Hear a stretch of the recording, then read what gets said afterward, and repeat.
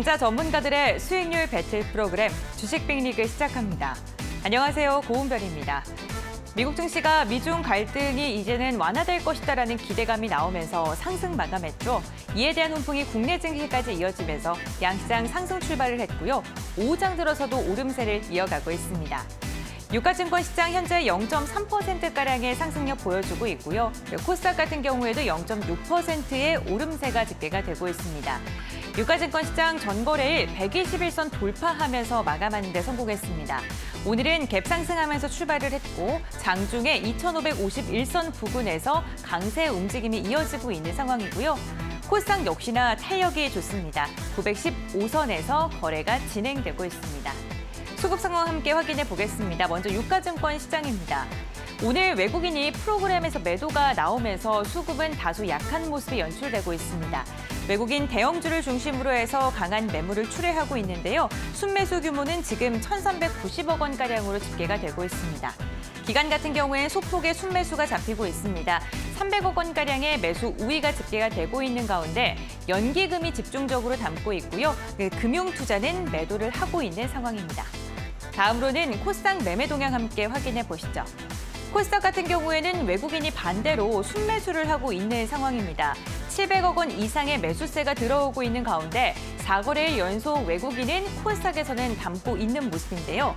기관 같은 경우에는 148억 원가량의 매도 규모가 잡히고 있는데요. 사모펀드의 매도 규모가 커서 순매도로 잡히고 있고요. 금융투자와 연기금 같은 경우에는 매수를 시연하고 있습니다. 오늘 장 특징주 함께 확인해 보겠습니다. 오늘 정부 정책과 관련된 기업들이 들썩이고 있습니다. 대표적으로 사이버 보안 관련주들이 오후장까지 힘을 내고 있는 모습이 연출되고 있는데요. 윤석열 대통령이 국무회의를 진행하면서 사이버 보안과 관련된 디지털 플랫폼 구축에 투자하겠다고 밝히면서 시장의 매기세가 이어지고 있는 상황입니다. 이와 함께 사이버 보안주 일부 종목 같은 경우에는 양자 컴퓨터 관련 기업들이기도 하죠. 오늘도 국내 연구진이 오류가 없는 양자 컴퓨터를 구현할 수 있는 양자 현상을 2차원 물질에서 발견했다라는 소식이 들려오면서 매기세가 확산되고 있는 모습인데요. CQ생 같은 경우에는 오후장까지 상한가 풀리지 않고 있고요. 한국정보인증도 20%대 급등세, 센즈랩과 모니테럼 역시나 두 자릿대 상승력을 보여주고 있습니다. 다음 특징주 함께 확인해 보겠습니다. 동국제강 그룹주들인데요. 이 동국제강 그룹주들이 지주사 전환을 선언하면서 주목을 받고 있습니다. 동국홀딩스가 현물 출자 방식의 유상증자 방안을 선택했고요. 계열사인 동국제강과 동국CM의 주식을 공개 매수한다고 밝힌 건데요. 동국제강의 공개 매수 가격은 한 주당 9,540원이고요. 동국CM 같은 경우에는 7,390원입니다. 지금 공개 매수 가격을 시원하게 웃돌고 있는 모습이 연출이 되고 있는 상황이고요. 동국CM이 개장 직후부터 강한 탄력을 이어가고 있습니다. 마지막 특징주와 함께 살펴보겠습니다. 오후장 시세를 분출하고 있는 섹터입니다. 교육 관련 섹터인데요. 인공지능 디지털 교과서에 대한 개발 가이드라인이 드디어 발표가 됐습니다. 조금 더 자세한 지침 같은 경우에는 내일 발표가 될 예정이고요. 이제 본격적으로 제작이 본격화될 것이다라는 전망이 나오고 있습니다. AI 디지털 교과서에 대한 그런 훈풍이 전반적으로 교육주로 퍼지면서 N인응률 같은 경우에는 23%가량 급등세, 그리고 비상교육 같은 경우에도 두 자릿대 강세 움직임이 나오고 있습니다. 시장은 가을이 돌입이 되면 정부 정책 관련 기업들을 눈여겨봐라는 전문가의 의견이 많았습니다. 오늘은 정부 정책 관련 기업들이 들썩이고 있고요. 앞으로도 이슈 체크 꼼꼼히 하시면서 시장 대응을 하신다면 수익으로 한 걸음 더 다가갈 수 있을 것 같습니다. 오늘도 주식 빅리그 1시간을 통해서 시장을 이겨낼 수 있는 그러한 현명한 투자 전략 알아보도록 할 텐데요. 지금부터 본격적으로 시작해 보겠습니다. 주식 빅리그 출발합니다.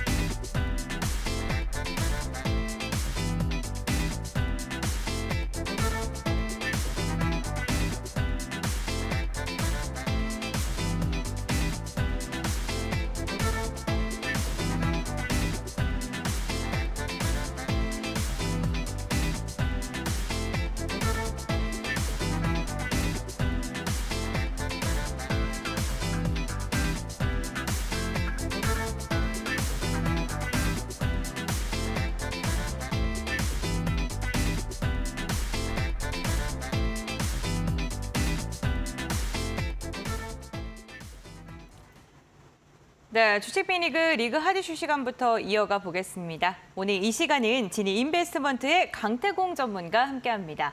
안녕하세요. 예, 안녕하세요. 네, 반갑습니다.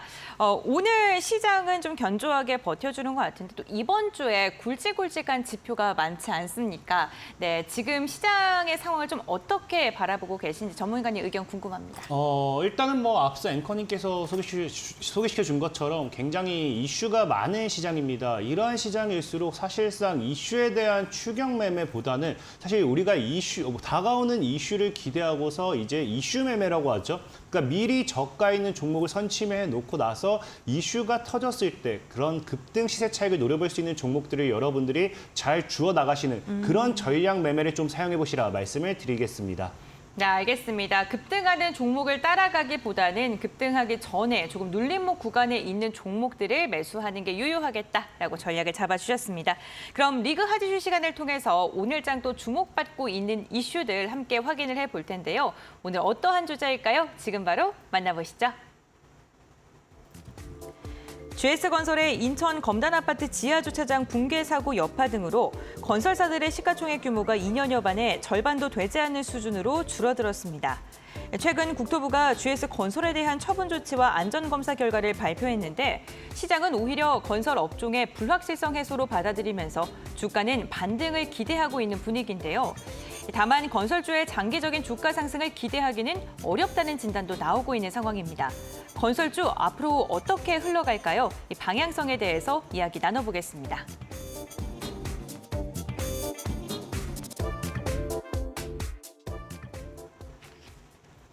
네, 10개월 영업 정지로 우려가 좀 컸었던 GS건설이 오히려 이 소식이 나온 뒤에 주가가 반등을 하고 있는 모습입니다. 사실 건설 업황 자체가 뭐 GS건설뿐만 아니라 좋지 않지 않습니까? 네, 그렇다 보니까 주가도 눌렸던 것 같은데 이제 반토막이 났으니까 슬슬 오를 때가 되지 않았나라는 이야기도 나오고 있는 상황이거든요. 바닥론이라고 생각을 하시는지요? 맞습니다. 저는 일단은 건설주 관련되어 있는 이런 종목들은 전체적인 바닥이 맞다라고 좀 설명을 드리고 싶어요. 물론 우리가 아는 악재들이 굉장히 많습니다. 네. 최근에 이제 철근 누락이라든지 아니면 침수라든지 이런 것들이 굉장히 많이 나와주면서 GS건설 같은 경우도 영업정지 10개월 정도 이제 나왔죠. 그러다 보니까 이제 사실상 이런 악재가 나와주고 악재 소멸, 그러니까 우리가 예상했던 것 그 이상까지는 나와주지 않았다는 거예요. 그러면서 주가가 반등하는 모습도 보여줬고요. 사실 뭐 최근에 뭐 금리가 굉장히 많이 인상하면서 우리 주택이라든지 이런 것들도 미분양이 따라오게 되면서 이 굉장히 악재로 보는 시선은 많았습니다. 하지만 저는 이 건설 관련되어 있는 모멘텀이 지금 바닥에 있다라고 좀 보고 있고 장기적으로는 또 상승 모멘텀이 있다라고 보는 관점은 무엇이냐? 일단은 여러분들도 알다시피 건설업이라는 거는 건설 관련 수혜주들은 경기 민감주예요. 그러니까 경기 민감주라는 건 말 그대로 지금 현재 경제 상황에 따라서 굉장히 주가의 급등락을 이제 민감하게 반응한다라고 보시면 되는데 여러분들도 알다시피 이제 우크라이나와 러시아의 이 전쟁이라든지 아니면 이 다양한 이 코로나 여파라든지 이런 것들이 지속적으로 나와주면서 최근에 뭐가 따라와주고 있었느냐. 증시 자체가 좋아지지 않은 것도 사실이었고요. 그다음에 경기 자체도 굉장히 좋지 않았습니다. 자, 그러다 보니 지금 시점에서 우리가 기대하는 건 뭐다? 지금까지 나와야 될 악재는 다 나왔고요. 그러면은 이제는 파월의 이제 금리 인상이라든지 이런 것들도 어느 정도 정점을 찍었다라고 보고 있기 때문에 금리 인하에 대한 기대감과 내년부터는 경기가 회복되고 경제가 살아날 것이다에 대한 기대를 굉장히 많이 하고 있는 상황이에요. 그러다 보니 사실상에 지금부터 만약에 주어 나간다라고 하면은 앞으로의 경기가 회복된과 동시에 경기 민감주라고 말씀을 드렸죠. 경기가 회복된다, 경제가 살아난다라는 거는 다시 한번 말씀드려도 경기 민감주로서 건설주 역시도 기술적인 반등, 뭐 이런 저가 매수의 유입, 아니면 기관이라든지 외국인들의 매수세를 기대해 볼 수 있게 됩니다. 자, 그렇기 때문에 지금 건설 관련 업종에 대해서는 반토막이 나 있는 이 시점에서 우리가 저가에 대한 매수 기회로 기회로 좀 보시면 좋겠다라고 좀 말씀을 드리고 싶은 거고요. 특히나 이제 여러분들도 알다시피 우리가 이제 건설업에서 또 기대할 수 있는 게 뭐가 있습니까? 제2의 중동붐이라고 하죠. 과거부터 중동붐 관련되어 있는 이슈들이 굉장히 많이 나왔지만 사실상에 거기에 관련돼서 시장이 받쳐주지 않다 보니까 강력하게 상승을 하지는 못했어요. 여러분들이 알고 있는 이제 뭐 GS건설도 대표적이죠. GS건설이라는 종목의 차트를 좀 보고 갈게요. 자, GS건설이라는 종목도 보면은 지금 이제 차트가 어떤 식으로 움직이느냐. 2000년도에 급격하게 상승하는 모습을 확인할 수 있습니다. 사실 GS건설뿐만 아니라 뭐 대우건설이라든지 아니 대우건설 같은 경우도 2000년도 초에 급격하게 상승을 하게 되죠. 아니면 이제 또 뭐가 있습니까? 금호건설이라는 종목도 있어요. 금호건설이라는 종목도 보면은 2000년도에 엄청나게 급격하게 상승해요. 지금 주가가 5,400원인데 과거 2000년도 때 대비해 수정 주가를 적용하게 되면 277만 원 정도의 가격대가 형성이 됩니다. 과거 건설 관련되어 있는 업종들이 이렇게 상승할 수 있었던 이유가 뭐다? 바로 제1의 중동붐 때문이죠. 여러분들도 알다시피 과거에 1970년대 오일 쇼크가 터지게 되면서 이 오일머니라고 하죠. 이제 석유를 통한 돈을 굉장하게 많이 벌어들인 이제 중동 국가들이 뭐 하게 됩니까? 경제 개발 계획에 착수를 하게 되면서 그로 인해 가지고 이제 인프라, 도로, 항만 뭐 이런 것들에 대한 건설에 대한 이 계획 이런 것들이 굉장히 강하게 밀어붙이게 돼요. 자, 그러면서 여기서 우리나라 같은 경우도 중동으로 넘어가게 되고요. 진출을 하게 되고요.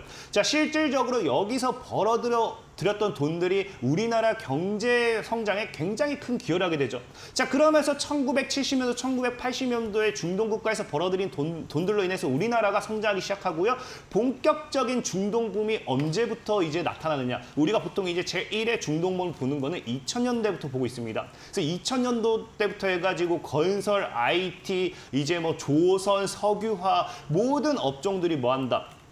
중동붐이라는 이런 이 이슈와 함께 아까 말씀드렸던 것처럼 GS건설, 뭐 대우건설, 금호건설 웬만한 건설 관련되어 있는 모멘텀의 수혜주들도 10배가 아니라 100배 이상 지금 아마 여러분들이 이제 에코프로를 보면서 흥분하셨을 건데 그런 에코프로에 대한 이런 흥분성이 과거에는 건설업종에서 나왔다라고 보실 수 있거든요.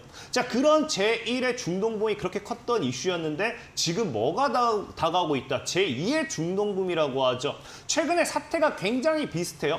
러시아와 우크라이나가 전쟁을 하게 되면서 석유가 다시 한번 또 유가가 다시 상승하게 되죠.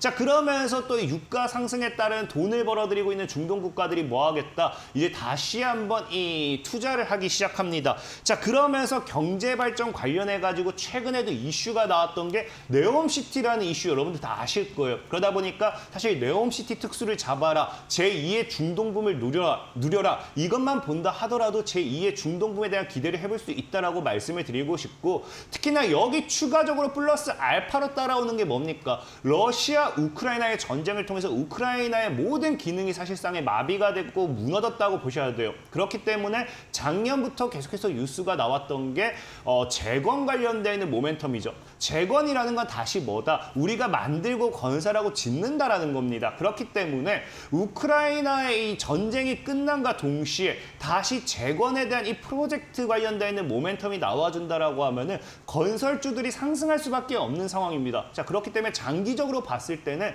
사실상의 제2의 중동붐이 오지 말란 법이 없다라는 걸 여러분들이 조금은 알고 가셔야 한다 좀 말씀을 드리고 싶고 그렇다라는 거는 사실 건설 관련되어 있는 이 사업들이 여러분들이 까보면 알겠지만 국내 수주 이슈도 좋지만 대다수의 기업들은 어디서의 모멘텀으로서 성장을 크게 하느냐? 해외 수주입니다. 해외 수주. 그러면 우리가 네옴시티라든지 재건이라든지 앞으로 해외 수주와 함께 제2의 중동붐을 기다려보면서 건설 관련되어 있는 모멘텀, 반토막이 났을 때 주가가 고점 대비 계속 하락하고 있을 때 우리는 저가 매수의 기회로 노려봐도 괜찮겠다라고 좀 말씀을 드리겠습니다. 네, 알겠습니다. 제2의 중동궁 해외 실적을 기대하면서 지금부터 매수를 조금씩 해도 괜찮겠다라고 긍정적인 전망을 해주셨습니다. 지금부터 눈여겨볼 때 뭐 아무 종목이나 담을 수는 없을 것 같고요. 좀 건설업종 전반적으로 어떤 투자 포인트를 짚고 접근하는 게 좋을까요? 일단은 아까 앞서 말씀드린 게 건설주라는 건 경기 민감주라고 했어요. 네. 경기 민감주라는 건 말 그대로 경기가 좋지 않을 때는 사람들이 돈 쓰기를 싫어하고 이러다 보니까 실적이 안 나와줍니다. 그러니까 경기에 따라서 실적이 안 나와주기 때문에 같이 무너지는 거고요. 경기가 좋을 때는 그만큼 실적이 받쳐주기 때문에 함께 올라가는 거라 보시면 좋아요. 그렇기 때문에 우리가 건설주 모멘텀에 대한 종목을 산다라고 하면은 아무래도 경기 민감주인 만큼 앞으로의 하반기라든지 내년까지의 실적이 받쳐주느냐, 실적이 따라와 주느냐 이 부분에 좀 집중해가지고 관련 모멘텀의 수혜주를 좀 눈여겨보시면 되겠다라고 말씀을 드리겠습니다. 네, 알겠습니다. 그렇다면 눈여겨보고 계시는 건설 업종 어떠한 종목이 있는지 한번 이야기 나눠보겠습니다. 첫 번째 종목부터 한번 들어볼까요? 첫 번째 종목은 DLENC라는 종목을 좀 소개를 시켜드릴게요. 일단은 네. 전체적으로 오늘 소개시켜드릴 거는 뭐 무조건적인 대기업이라기보다는 어쨌든 건설 관련되어 있는 모멘텀을 가지고 가는 그런 종목들 위주로 좀 소개를 시켜드리려고 하고요. DLENC 같은 경우는 일단 하반기까지 뭐가 예상이 되어 있느냐, 대규모 수주 관련되어 있는 이런 이슈들이 나와주고 있습니다. 2분기까지 사실상 실적은 좋지 않았어요. 그러다 보니까 DLENC 이거는 실적 안 좋은 종목이지 않나라고 생각할 수 있는데 최근에 이제 SOL 샤인 프로젝트를 바탕으로 실적 증가 기대와 대규모 수주 기대까지 나와주다 보니까 하반기로 들어서게 되면서 실적 턴어라운드에 대한 기대까지 해볼 수 있다라고 또 생각할 수 있습니다. 자, 그러면서 이제 두 번째로 DLENC를 우리가 매수를 해봐야 되는 포인트가 무엇이냐? 제가 예전에도 말했지만 사실상에 어차피 우리가 당장의 수익을 보기 어렵다라고 하면은 언제가 됐고 수익을 날 수 있는 종목을 사는 게 중요하다라고 말씀을 드렸어요. DLENC 같은 경우는 그런 관점에서 봤을 때 지금 뭐 하고 있느냐? 상장 이후에 상장가까지 상승을 제대로 하지 못하고 지속적인 하락을 하고 있다는 겁니다. 상장 이후에 지속적인 하락을 한다는 거는 이 시장 분위기만 맞춰줬을 때는 반드시 전에도 얘기했지만 우리가 공모에 참여했던 물량을 차익을 해야겠죠? 그래서 공모 물량을 털기 위해서라도 상장가 아니면 상장 당시의 가격 그 이상까지도 올려놓기 때문에 상장 이후에 지속적인 하락을 했다. 이 구간에 좀 집중을 해주시면 좋겠습니다. 그리고 마지막으로 전 차트론자이기 때문에 차트를 좀 더 봐드릴 거고요. 자, 차트를 봤을 때 지금 우리가 기대할 수 있는 게 뭐냐고 하면은 장기적인 하방은 끝나지 않지만 단기적인 하방 추세대를 연결했을 때 지금 대략적으로 바닥을 하방 추세 맞고 지금 무너지고 있죠. 자, 그러면서 약 29,000원, 3만 원 이 구간대에서 바닥을 다져주게 된다라고 하면은 이런 차트가 어떤 차트를 우리가 기대할 수 있게 되느냐? 우리가 삼각수렴이라는 표현을 합니다. 삼각수렴과 함께 이제 만약에 다음 달 정도에 35,000원으로서의 돌파 시세를 보여주게 됐을 시에는 뭐 한다?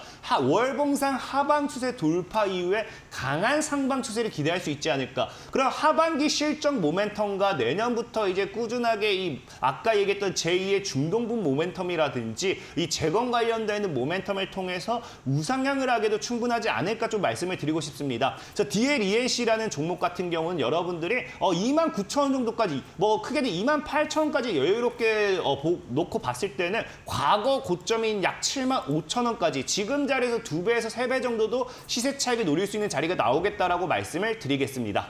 네, 알겠습니다. DLENC를 첫 번째 종목으로 언급을 해주셨습니다. 우선 차트상 삼각 수렴이 기대가 되고 해외 수주에 대한 기대감까지 말씀을 해주셨으니까 참고해보시면 좋을 것 같고요. 이어서 두 번째 종목 알아보겠습니다. 이번에 어떤 종목 볼까요? 대우건설이라는 종목을 좀 소개를 시켜드리도록 하겠습니다. 대우건설이 이제 아까도 말씀드렸고 사실 뭐뭐 건설이 붙어있기 때문에 이건 누가 봐도 건설주구나라고 생각할 수 있어요.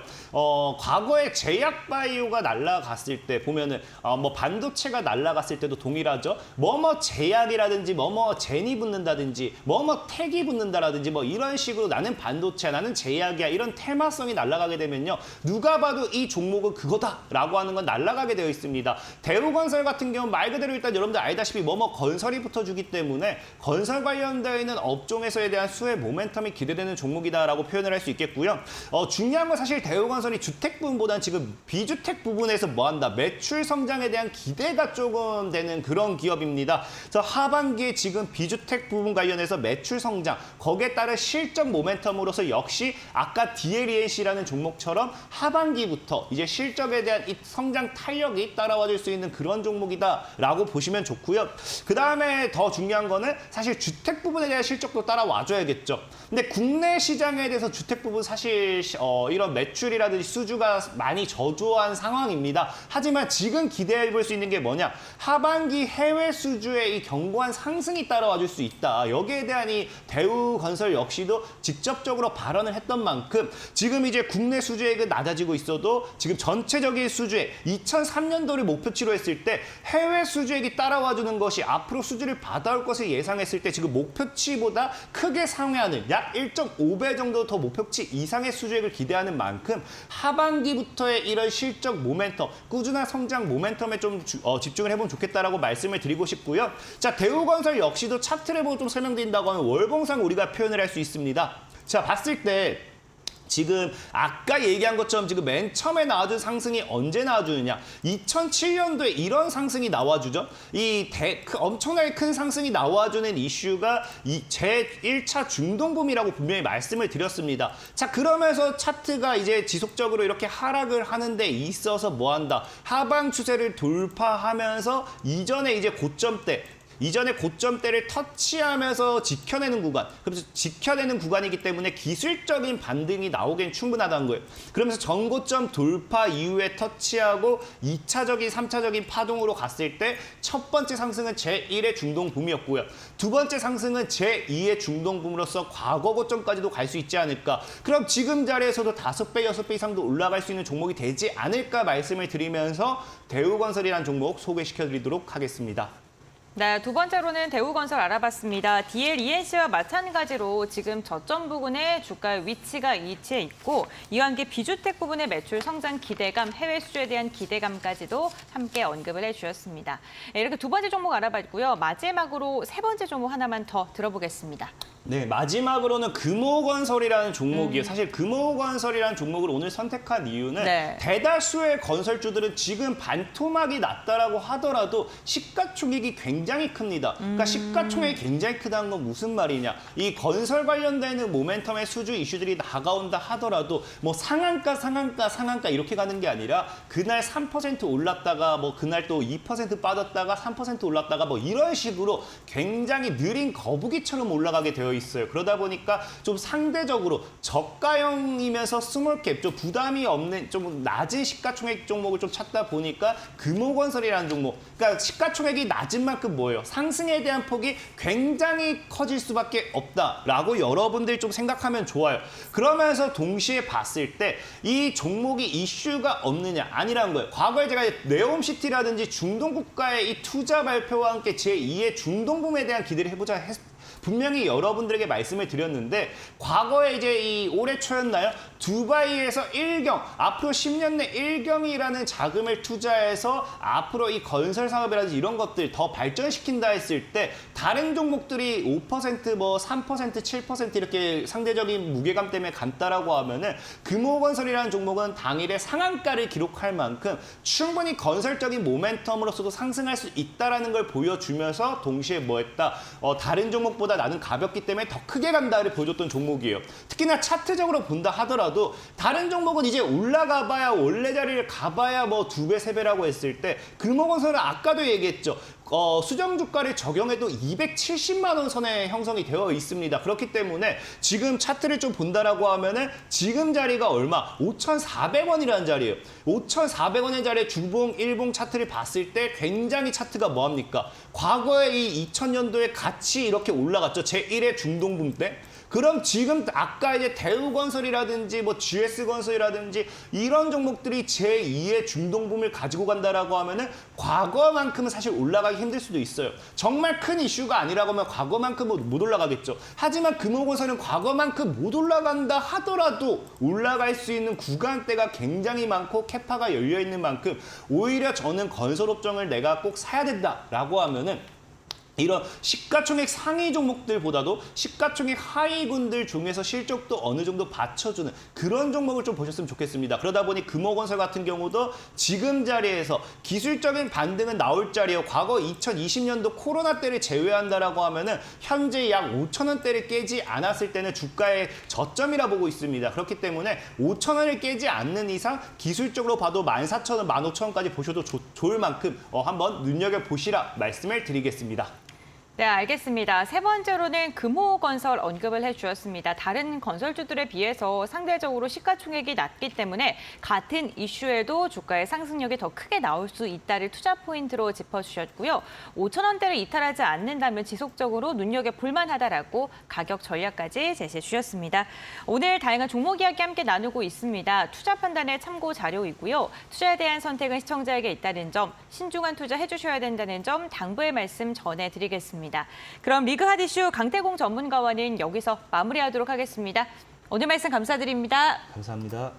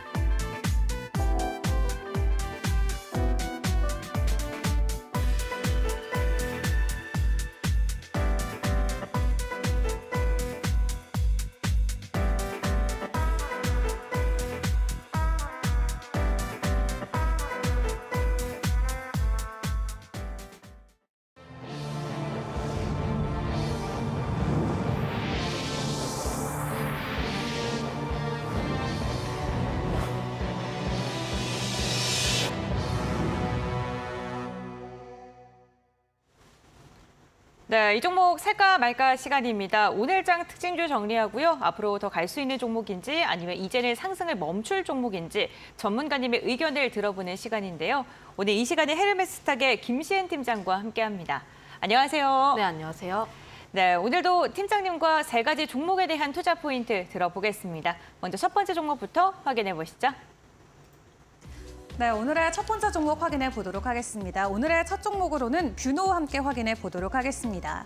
하반기로 갈수록 매출에 대한 기대감이 나와 있다라고 하는데요. 오늘 장중에도 두 자릿수 이상의 상승 흐름을 보여주기도 했습니다.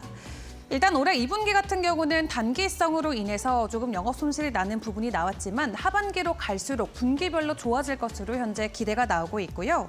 3분기 이후로는 지속적으로 우상향하는 실적을 보여줄 것이다라는 긍정적인 전망치가 증권사 리포트를 통해서 현재 나온 상황입니다. 또 뷰노 같은 경우는 올해 연초에 40개 병원에 딥캅스를 설치하겠다라는 목표를 내세웠는데 해당 부분도 현재는 모두 완료한 상태고요. 또 올해 3분기에는 대형 5개 병원에 추가로 설치가 예정돼 있다고 합니다. 이 딥캅스는 뷰노가 개발한 이 AI와 관련된 심정지 예측 솔루션을 의미하는데요. 이 구독형 모델로 진행이 되기 때문에 설치를 할 때마다 고정 매출이 추가적으로 발생한다라고 합니다. 그리고 지난해 9월 정도밖에 되지 않았던 이 솔루션의 매출액이 올해 2분기에는 19억 원대까지 성장을 했다라고 하고요. 또 24년에는 세 가지 제품에 대해서 미국 FDA로부터 승인을 받을 것이다라는 전망도 함께 나오고 있습니다. 지금까지는 국내 위주의 매출을 보여줬기 때문에 시가총액이 적을 수밖에 없었는데요. 미국 시장을 본격적으로 진출하게 된다라면은 모든 면에서 긍정적이게 판단될 수 있을 것이다 전망 포인트가 나오고 있습니다.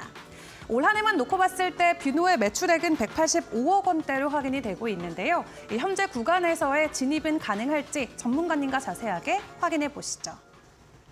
네, 오늘 첫 번째 종목은 뷰노입니다. 오늘 하반기 실적에 대한 기대감 때문에 주가가 강세를 보인 종목이기도 한데요. 앞으로 더 갈 수 있을까요? 팀장님, 고일까요? 스탑일까요?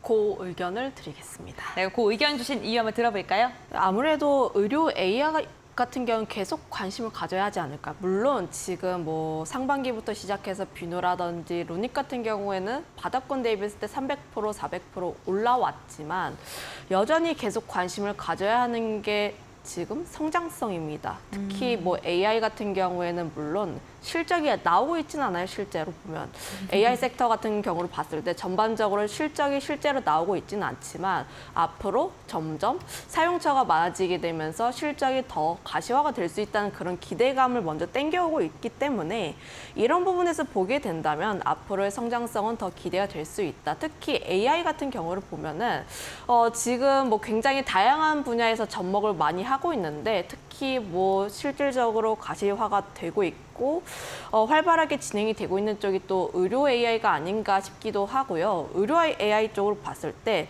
진단이라든지 이런 부분에서 활용성이 굉장히 많아질 수밖에 없기 때문에 그런 부분에서 플러스 점수를 줄 수밖에 없다. 그거에 따라서 의료 AI 시장 같은 경우에는 현재 초기 단계에 있고 앞으로 해가 가면 갈수록 점점 더 활성화가 될 수밖에 없는 그렇게 보고 있다고 보시면 좋을 것 같은데 뷰노 같은 경우에 지금 오늘의 상승력은 리포트가 나왔어요. 리포트를 나왔는데 굉장히 하반기에 대해서 긍정적으로 이야기를 했고 특히 실적 관련했을 때 하반기부터는 점점 더 좋아질 것이다 라고 보시면 좋을 것 같은데 뷰노 같은 경우는 이제 딥캅스라는 제품이 실적을 견인을 하고 있는데 관련했을 때 미국 FDA 혁신 의료기기로 선정이 될 만큼 그만큼 기술력이 굉장히 뛰어나다라고 보시면 좋을 것 같은데 이미 지금 국내 같은 경우는 뭐 40개 병원에 이미 완료를 했고 하반기 같은 경우는 빅5 쪽에 좀 도입이 될 예정이다 이렇게 이야기를 하고 있어요. 병상수로 좀 보게 됐을 때 기존에 좀 도입을 했던 쪽은 병상수가 한 300개에서 500개 수준이라면 빅5 같은 경우에 아무래도 병상수가 좀 많잖아요. 최소 1000개 이상이다 보니까 그 점에 봤을 때 병원이 하나, 두 개 늘어나는 게 아니라 병상수로만 따졌을 때는 훨씬 더 큰 폭의 매출이 늘어날 수 있다는 점을 보시면 좋을 것 같고 그리고 이 점에 있어서 빅5를 뚫었다는 것 자체가 큰 레퍼런스가 됩니다. 우리가 뭐 제품이라든지 뭐 어떤 서비스를 했을 때 삼성이랑 뭐 한다, 뭐 이렇게 하면은 굉장히 큰 호재가 네, 되잖아요. 맞아요. 특히 뭐 삼성이 뭘 한다라고 하면 그 삼성이 쓰는 만큼 그만큼 기술력도 좋고 서비스가 좋은 것이냐 비슷합니다. 바이오 쪽에서도 뭐 빅5에 도입을 했다라고 하면은 다른 병동에 있어서도 그럼 우리도 한번 써볼 수 있을 것 같다 이런 식으로 되기 때문에 뭐 영업이라든지 이런 부분에 있어서 앞으로의 성장 속도가 점점 가시화가 될 수 있다는 점을 보면은 앞으로 뭐 뷰노 같은 경우에는 실적에 대해서 크게 기대를 해봐도 좋지 않을까라고 보고 있습니다. 거기에 따라서 지금 뭐 미국 쪽에서도 긍정적인 이슈가 나오고 있는 게 내년 하반기까지 FDA 승인에 대한 기대감까지 계속 나오고 있다는 점. 딥카스뿐만 아니라 딥브레인이라든지 그 폐 쪽에 하는 것 이런 것들을 좀 더 봤을 때 파이프라인도 굉장히 탄탄하게 진행되고 있고 미국 쪽에 대해서도 진출이 가시화가 되고 있기 때문에 이런 점들을 좀 더 눈여겨본다면 뷰노 같은 기업은 계속해서 관심 있게 봐도 좋지 않을까라는 말씀 드려보도록 하겠고 다만 뷰노의 지금 차트 흐름을 봤을 때 20% 넘게 상승하고 있는 모습을 보여주고 있어요. 실제로 지금 보면은 보유자의 관점이지 신규로 접근을 하기에는 다소 차트의 모양이 조금 부담스럽다는 점.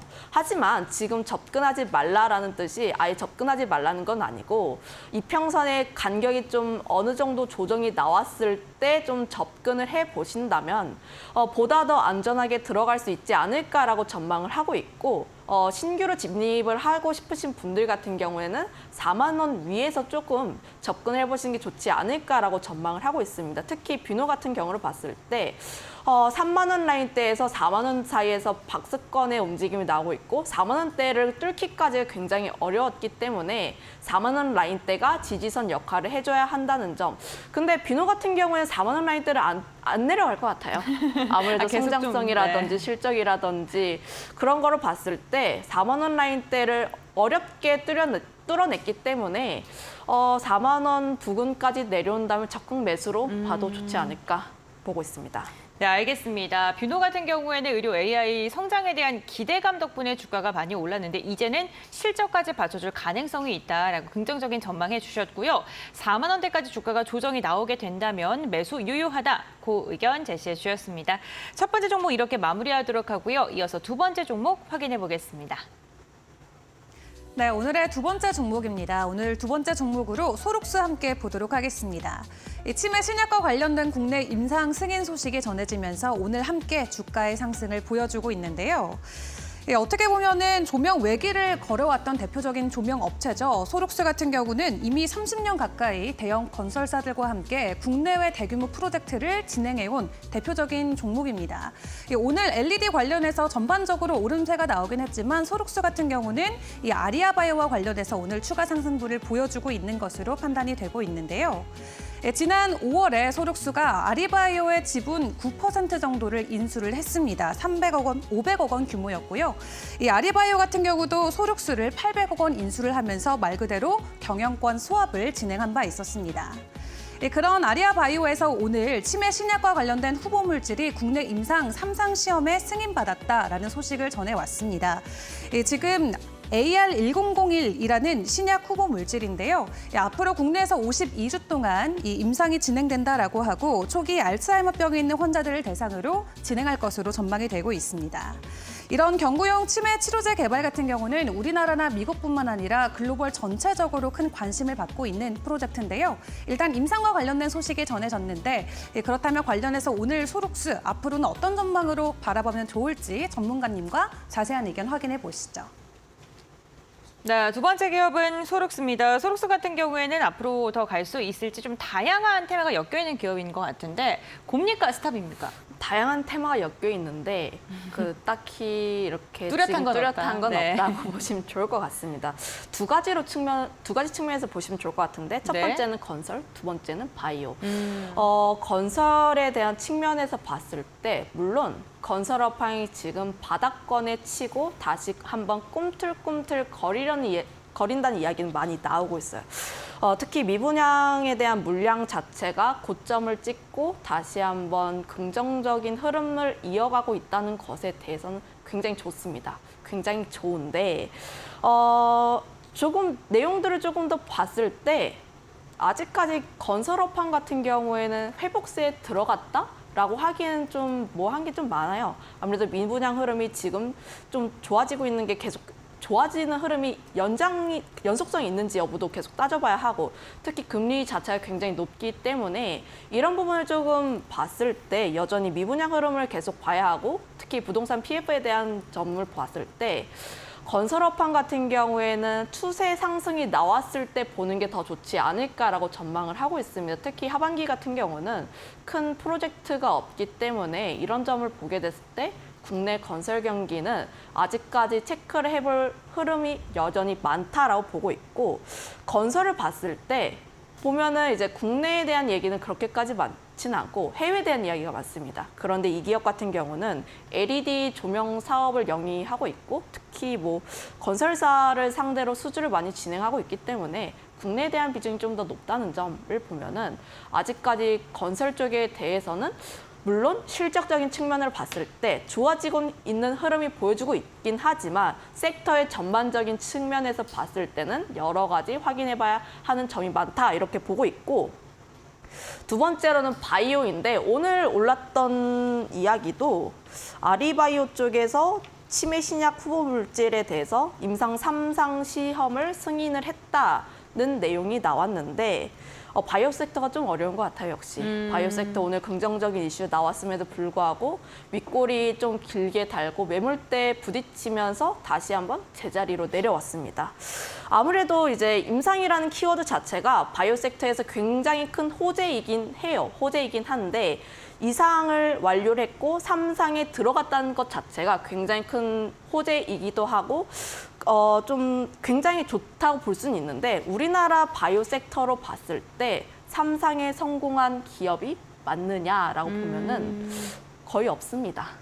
3상에 대해서 성공 사례 자체가 거의 전무하고 있고 특히 2상보다는 3상에 대해서 봤을 때 시험 수도 굉장히 많고 변수도 굉장히 많기 때문에 이런 부분을 보게 됐을 때 성공 확률 자체가 점점 떨어진다는 점. 물론 글로벌적으로 봤을 때 임상 3상에 대한 성공 확률이 50%에서 60%이지만 국내로만 한정을 하게 된다면 좀 그런 부분에서 긍정적인 요인이 그렇게까지 많이 떠오르지 않기 때문에 이런 요인에 대해서는 조금 더 체크를 해볼 필요가 있다는 점을 보면은 건설업황도 그렇고 바이오 섹터도 그렇고 소록스의 주가를 견인을 하기 위한 결정적인 요인이 뚜렷하게 없기 때문에 소록스 같은 경우에는 스탑 의견을 드리도록 하겠습니다.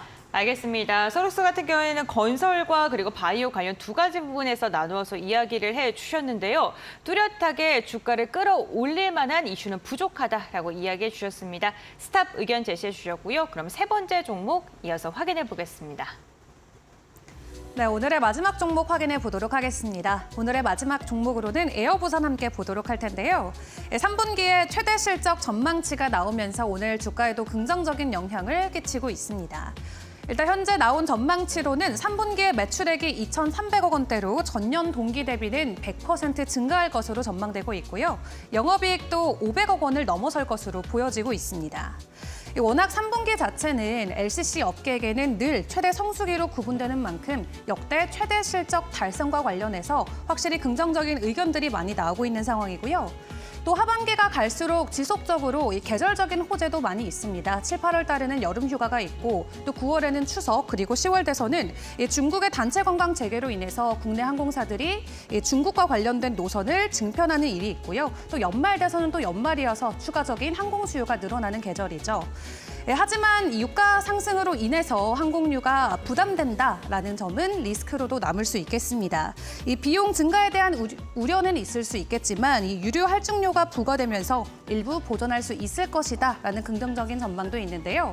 3분기뿐만 아니라 올해 1년 전체를 놓고 봤을 때도 역대 최대 실적을 달성할 것이다라는 전망이 나오고 있죠.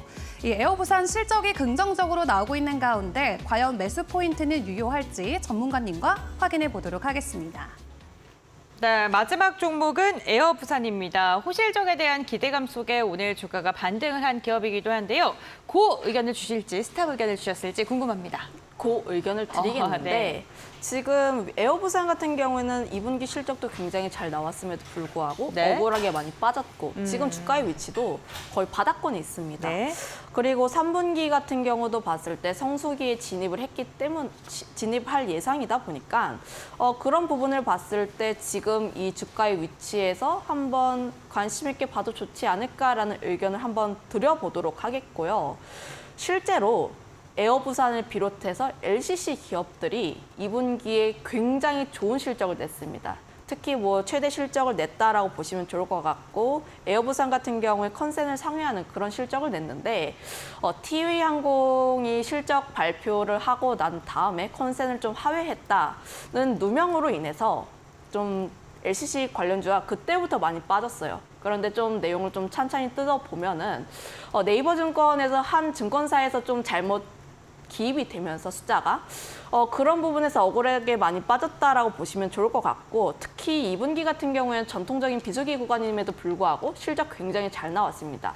원래는 적자가 내는 구간인데 지금 흑자 전환을 한 것을 보면은 수요가 굉장히 대단하게 나고 있다라고 보시면 좋을 것 같고 특히 1분기, 2분기 사람들이 굉장히 많이 해외에 나갔기 때문에 이제는 피크아웃이 아니냐라는 우려도 나오고 있긴 하지만 주말에 이제 인천공항에 간 지인 얘기를 들어봤어요. 네. 사람 굉장히 많다고 아, 진짜 하더라고요. 많아요. 네. 4월에 갔던 지인인데 4월에 네. 해외여행 갔던 지인인데 그때보다 사람이 더 많다라고 하다 보니까 네. 지금 그 점을 보고 LCC 기업들 실적 3분기에도 괜찮다라고 생각을 하고 있어서 3분기 실적을 좀 눈여겨본다면 지금 충분히 관심 있게 봐도 좋지 않을까라고 보고 있고 아직까지 엔저 효과가 있기 때문에 일본 여행 가시려는 분들 수요는 아직까지도 있고 특히 이제 우리가 이야기를 많이 다뤘던 게 중국 단체 여행객 수요가 좀 굉장히 나오고 있습니다. 저번 주에도 그렇고 이번 주에도 그렇고 계속 뉴스가 나왔던 게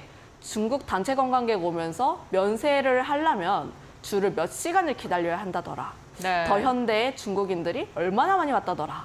이런 얘기가 계속 들리고 있습니다.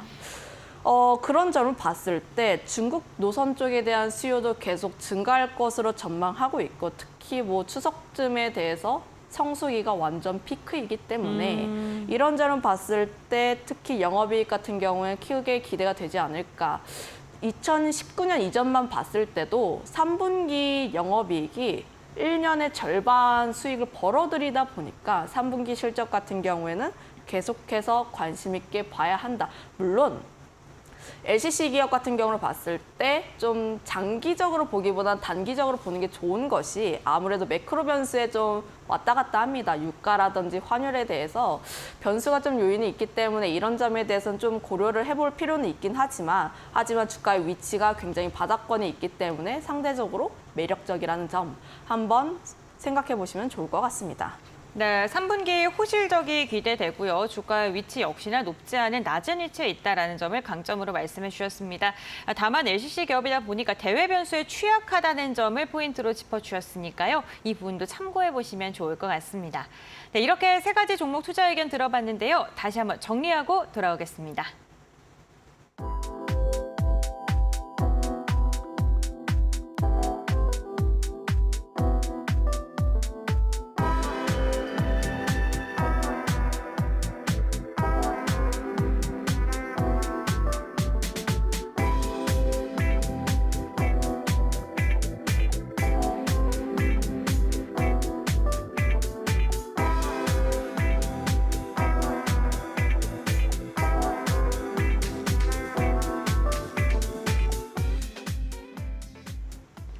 네, 리그 레벨업 시간입니다. 전문가께서 우리 시장에서 주목하고 있는 종목을 들어보는 시간인데요. 과연 오늘 팀장님께서는 어떠한 종목을 들고 오셨을지 바로 들어보겠습니다. 어떤 종목입니까? 네, 현대미포조선을 가지고 왔는데 조선 쪽 이제 다시 한번 봐야 한다. 물론 8월 달에 주가가 좀 지지부진하고 빠지게 되면서 관심권에서 많이 사라졌지만 한 어제부터 다시 한번 추세 전환에 시작을 했다라고 보고 있어서 그중에서 현대미포조선 쪽을 가지고 왔는데 물론 실적 같은 경우로 봤을 때 2분기 실적 좋지 않았습니다. 적자가 지속됐지만 하반기부터 다시 한번 좋아질 수 있다는 기대감 가지고 있고 특히 1년 이내에 인도를 해야 되는 물량 자체가 굉장히 많기 때문에 그 부분에서 보게 된다면 물량을 내보내는 수준이기 때문에 앞으로 들어올 수 있는 실적 자체가 굉장히 커진다라고 보시면 좋을 것 같습니다.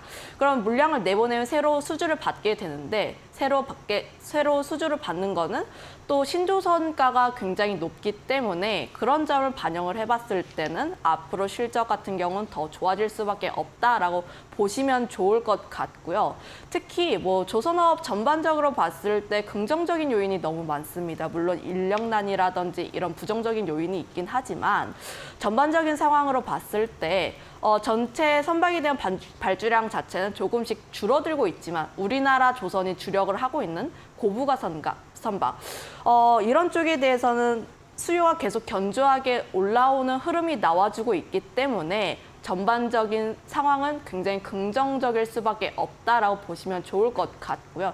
특히 IMO 쪽에서 이산화탄소에 대한 규제가 계속 진행이 되고 있고 규제가 점점 심화가 되고 있기 때문에 친환경 선박 같은 경우는 수요가 계속 늘어날 수밖에 없다. 거기다가 노후 선박 같은 경우도 계속 늘어나고 있는 추세이기 때문에 이런 경우를 봤을 때 조선 같은 경우는 단기 성향이 아니라 중장기적으로도 긍정적으로 바라볼 수밖에 없다. 이렇게 보시면 좋을 것 같습니다. 네, 가격 전략 이어서 들어보겠습니다. 네, 매수가는 종가에 접근을 해보시면 좋을 것 같고요. 목표가는 10만 원대로 설정을 하고 네. 손절가는 8만 원 라인대로 접근하는데 8만 원 라인대에서 추세가 한번 올라왔기 때문에 이런 점을 한번 염두해 보시면 좋을 것 같습니다. 네, 알겠습니다. 오늘의 종목은 현대미포조선이었고요. 목표가 10만 원, 손절가 8만 원으로 제시해 주셨습니다.